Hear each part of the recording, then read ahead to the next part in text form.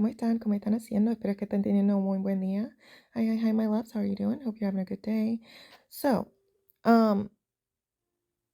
this is a really, really great example, in my opinion, of why it's so important to completely decenter men and males. Now, y'all, I know that it can be so hard to do, right? Been there, done that, especially when it's someone that pretended and lied and acted like they were one thing, but then they weren't. But it's never, ever a good idea to center your life around a male. It never ceases to amaze me in the sense of how vile they can be, but does it surprise me? No. No, it's to be expected at this point, right? It's to be expected. Go ahead and smash that like button for me. Go ahead and smash that subscribe button for me as well, for the YouTube algorithm.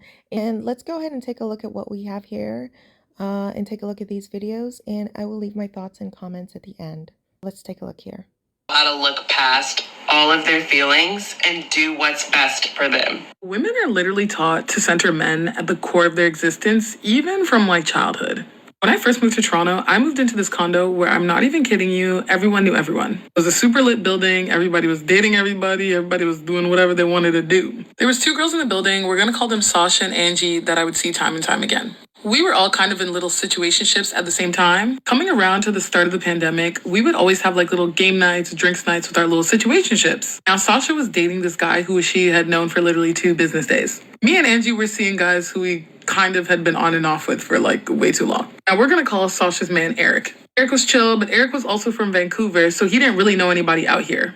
Now, even with him being from Vancouver, he kept really close ties to his family and friends. So when they started dating, they started spending a lot of time together, which honestly is whatever. You're honeymooning, you're playing house, having a great time. Now, right before the crazy back-to-back lockdown started hitting, we never really saw Sasha and Eric. Anytime we wanted to see her, she would bail on us. If we had virtual Zoom calls, she wouldn't show up. If you texted her, you may not hear from her for a few days type thing. She was caught up, girl. Now, fast forward to the time when travel started to get sticky. After not hearing from Sasha for a week or 2, she randomly group FaceTimes me and Angie. And she pretty much tells us that Eric is moving back to Vancouver. He wants to go home to avoid all this travel nonsense. And we're like, oh no, girl, that's so sad. Ray-tay-tay. And we're here assuming that this is the end of the relationship because they had been dating for a total of 5 minutes. Nope. This girl tells us she is going to follow this man out to Vancouver. So we're like, oh, okay, Godspeed.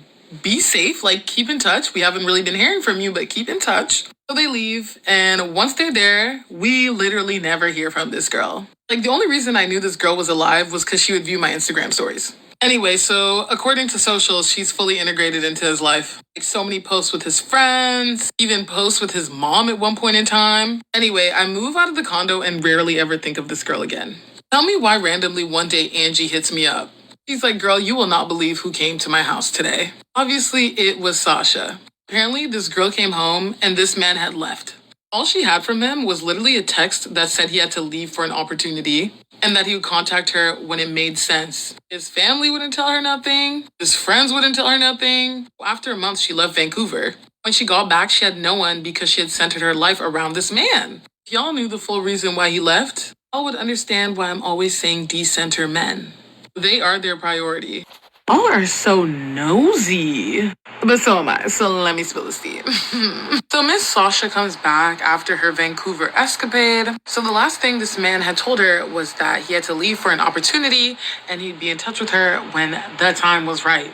Which, what are you talking about? You live together, so when is the right time? Y'all, to keep a long story short, one thing about Mr. Eric that we did not know and she did was that prior to him subletting in Toronto that year was that he was in a 4-year relationship with another girl. And when they broke up, this girl moved to Montreal.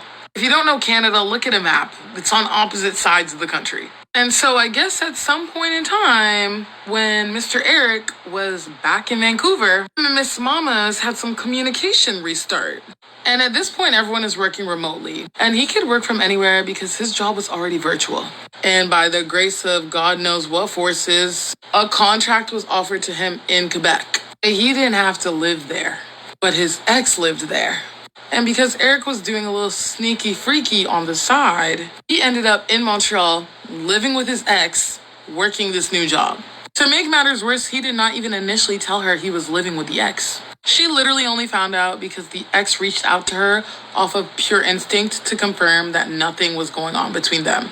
He was telling the ex that he met Sasha in Vancouver and it was a super short term fling. Whole time they were dealing with one another for, I want to say, almost a year. This man was really having it his way, and his family and friends knew, and that's why they didn't say anything. So yeah, when I tell you guys that some men will do anything looking out for their best interests, that is why. Um, they're never going to choose you first. Their number one priority is always self-preservation.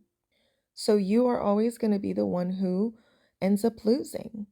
And they do this, what she described in the story, they actually do it really, really often. Even I've experienced this, um, where the male lied to me for a really long time about, not, I mean, for months, about being married, right? Oh, I've been divorced for 2 years. Oh, um, like we barely have any communication anymore. Da da da da. All in the meantime, still married, still fully married, whole nother family, and the whole 9 yards. Okay, so thankfully, though, I definitely never centered the entirety of my life around that particular individual or anyone else. Okay. Now, my feelings were really, really hurt, but it was easier to recover from those hurt feelings, being that I didn't pack up my stuff and just randomly move or center the entirety of my life around this one person. So it's just so important to decenter males, especially in 2024, ladies.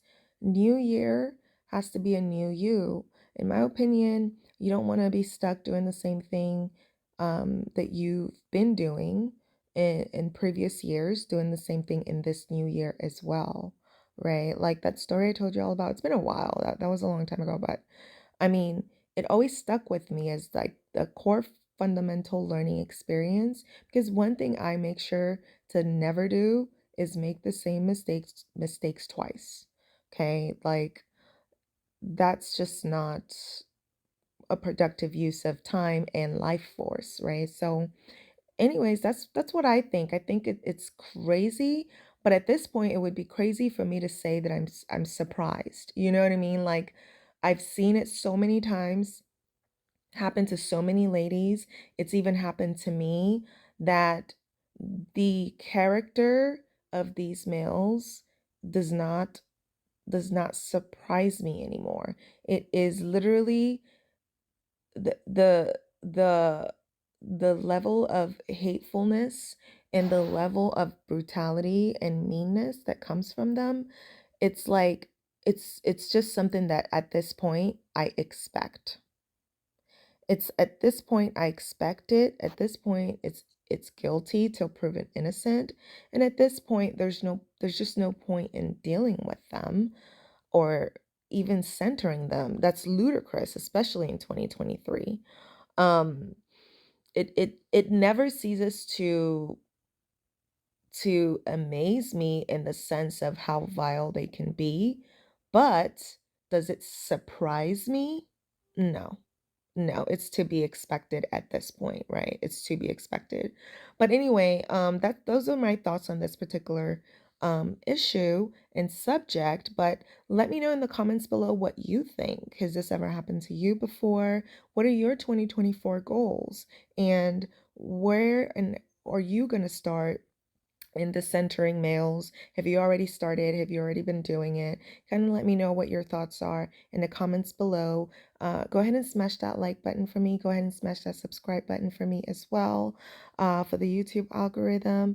And I will catch y'all in the next one. Bye.